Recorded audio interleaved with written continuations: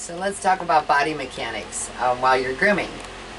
Body mechanics is just the proper use of your body so that you can reduce the amount of stress and fatigue on your body at the end of the day, because let's face it, grooming can be challenging on the body.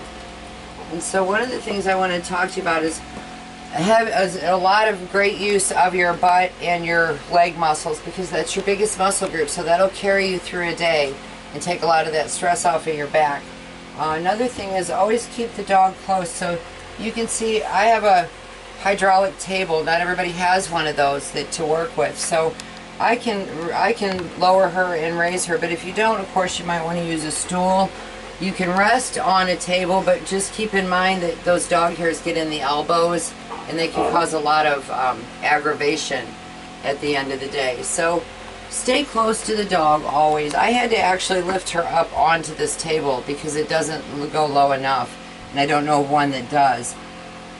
So I literally had to lift her a little bit, but I kept her I use my leg, my butt, and I keep her really close like this, her whole body, right? I keep her close. And then I try to use my legs more than my back, keep my back straight. Always, even the smallest dogs, keep them close to you so that you have control over them.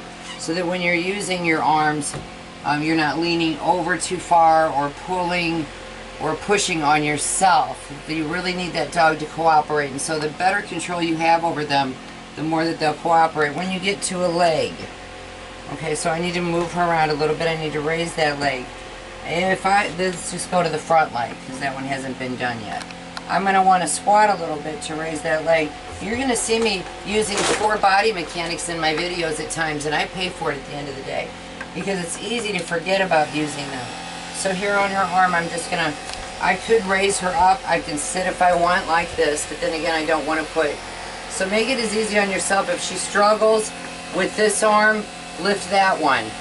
So that you're, like I said, make it as easy on yourself as possible, so that you can alleviate that stress on your back. And then at the end of your day, definitely stretch out. And all you have to do is a simple hamstring stretch, where you keep your back, always keep your back level, keep your back parallel during the day while you're working. Try to do that, because if you bend it, that's where it's going to put that stress on it, and you're going to find that through that groom, you'll have a hard time standing up, and then it gets really more difficult even after that. So give it a good stretch at the end of the day. Just keep your legs straight.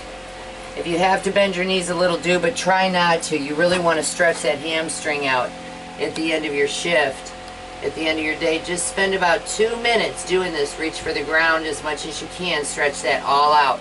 And that'll take that tension off of your back the next morning, because that's really important, and you're going to need that back if you're a groomer. So anybody does. So that's just what I wanted to cover with you on body mechanics. I can't think of anything else offhand, but keep in mind, anytime you start feeling that stress, do something different with your body real quick. So we're gonna sign off, Greta and myself. Thank you.